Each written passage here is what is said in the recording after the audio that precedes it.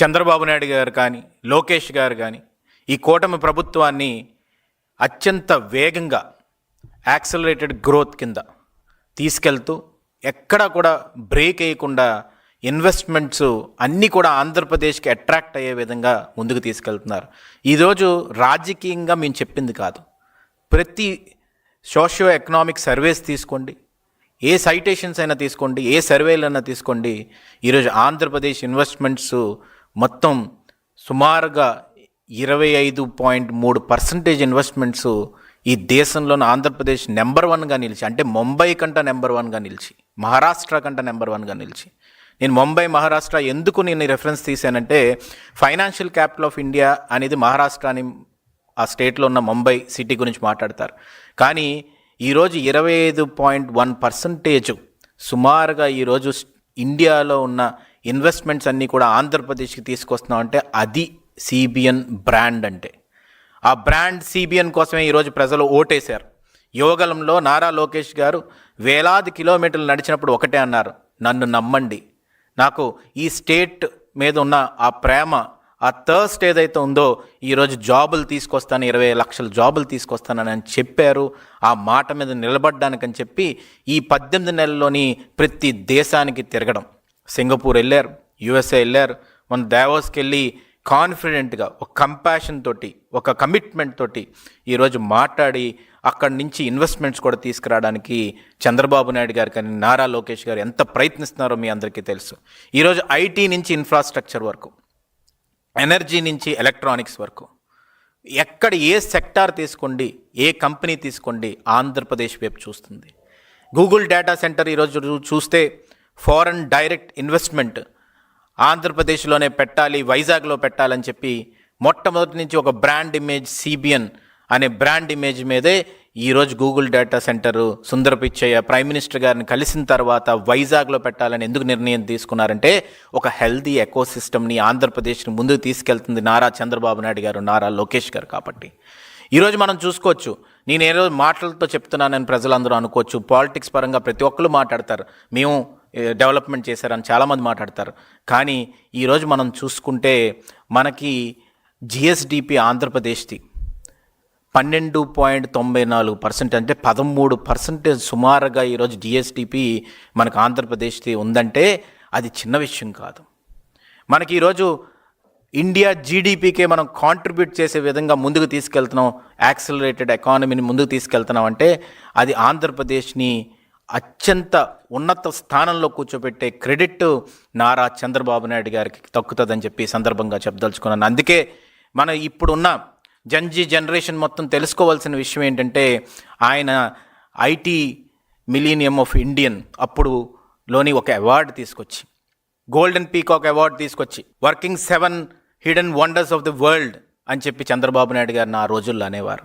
అది Oracle corporation ఇచ్చిన బిరుదు. ఆ రోజుల్లోని ఇలినాయిస్లోని నాయుడు డే అని చెప్పి 1995లోనే సుమారుగా 98 మధ్యలోనే అప్పుడు నాయుడు డే అని అనౌన్స్ చేశారు. సింగపూర్లో కూడా ఆ రిఫార్మ్స్ని మన ఇండియాలోకి రావాలని ఆలోచించిన వ్యక్తి. మన పాపులేషన్ ఆ రోజుల్లో 7 కోట్ల నుంచి 8 కోట్లు ఉంటే యూరోపియన్ పాపులేషన్ కూడా అంతే ఉంది కదా, మనం ఎందుకు కంపీట్ చేయలేము అదర్ దేశాలతో అని చెప్పి ఆలోచించిన మహోత్తరమైన నాయకుడు నారా చంద్రబాబు నాయుడు గారు మనకు ఉన్నందుకు గర్వపడాలి. ఆ రోజు ఆయన చెప్తున్నప్పుడు ఎంతోమంది ఎటకారిచ్చినా, ఎంతోమంది హైటెక్ సిటీ గురించి ఏదేదో పెట్టకూడదని చెప్పినా, ఈరోజు హైదరాబాద్ మొత్తం తెలంగాణ ఎకానమీ మొత్తం కూడా ఈయన క్రియేట్ చేసిన ఐటీ ఎకోసిస్టమ్ మీదే ఉందంటే అది ఈరోజు మనం ఆశ్చర్యంతో మొత్తం ప్రపంచమే కాదు, దేశమే కాదు, మనం వైపు చూసే విధంగా చేసిన వ్యక్తి నారా చంద్రబాబు నాయుడు గారు. అది ఒకటే రిఫార్మ్స్ కాదు, మనకి సోషల్ రిఫార్మ్స్ తీసుకోవచ్చు, ఐటీ రిఫార్మ్స్ తీసుకోవచ్చు, ఇరిగేషన్ రిఫార్మ్స్ తీసుకోవచ్చు, ఎలక్ట్రానిక్ సెక్టార్లోని ఏ విధంగా ముందుకెళ్ళాలి.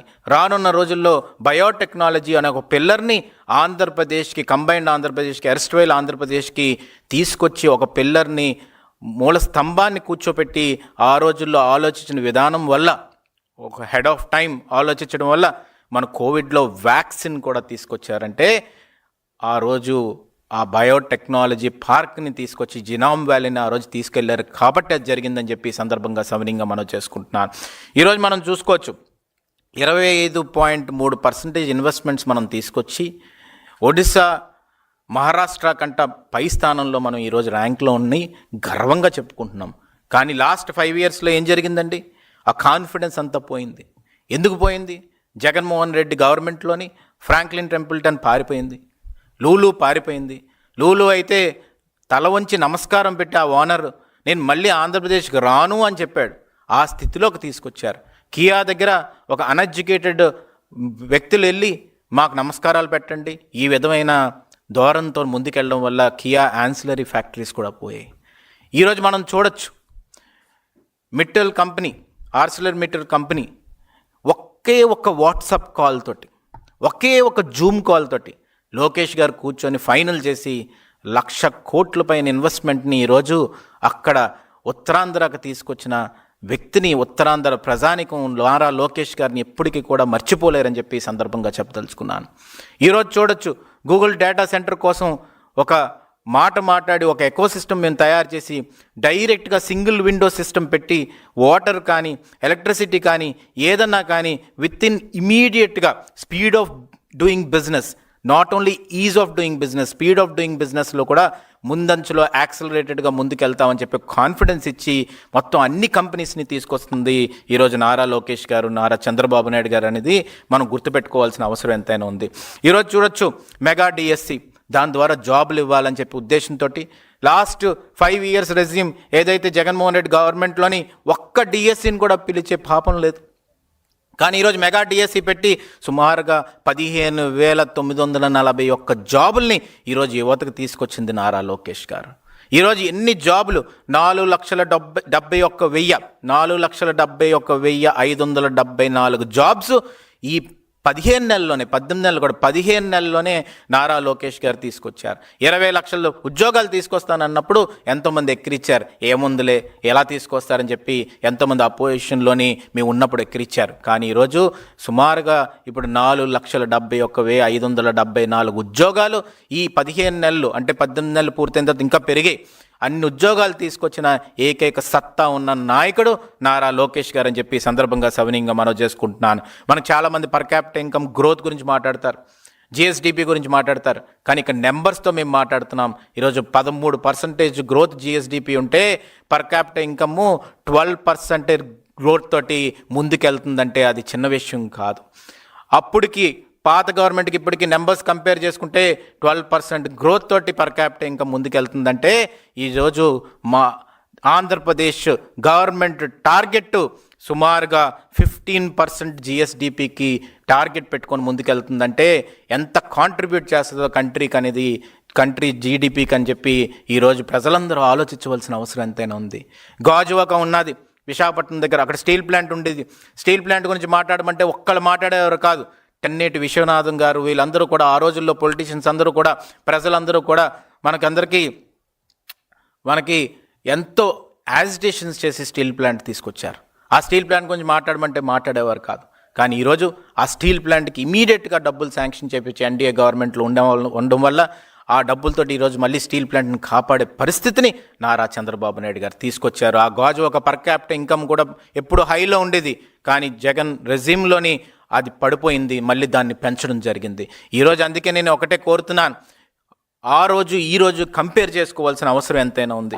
ఎలా కంపేర్ చేసుకోవాల్సిన అవసరం ఎంతైనా ఉందంటే, ఆ రోజు జిఎస్డిపి పడిపోవడం, ఆ రోజు పర్ క్యాపిటల్ ఇన్కమ్ పడిపోవడం, కానీ ఈరోజు చూస్తే పర్ క్యాపిటల్ ఇన్కమ్ 12% పైకి పెరగడం, ఈరోజు జిఎస్డిపి 13% పెరగడం, ఈరోజు క్రైమ్ రేట్ తగ్గడం. ఆ రోజు క్రైమ్ రేట్ మనం చూసుకుంటే మనకి నేషనల్ క్రైమ్ బ్యూరో తరపున సైటేషన్స్ మనం చూస్తే ఆ రోజు క్రైమ్ రేట్ ఎలాగుందన్నది. ముఖ్యమంత్రి తాడేపల్లి ప్యాలెస్ ఇంటి దగ్గరే ఒక అమ్మాయిని రేప్ చేయబడింది. విజయవాడలోని ఒక అమ్మాయిని పొడిచారు. అప్పుడు స్నేహలత అనే అమ్మాయిని అనంతపూర్లోని పెట్రోల్ పోసి తగలెట్టారు. ఆ రోజు డాక్టర్ సుధాకర్ గారిని ఉత్తరాంధ్రలో మీకు తెలిసి ఏ విధంగా నాశనం చేశారు ఆయన కుటుంబాన్ని.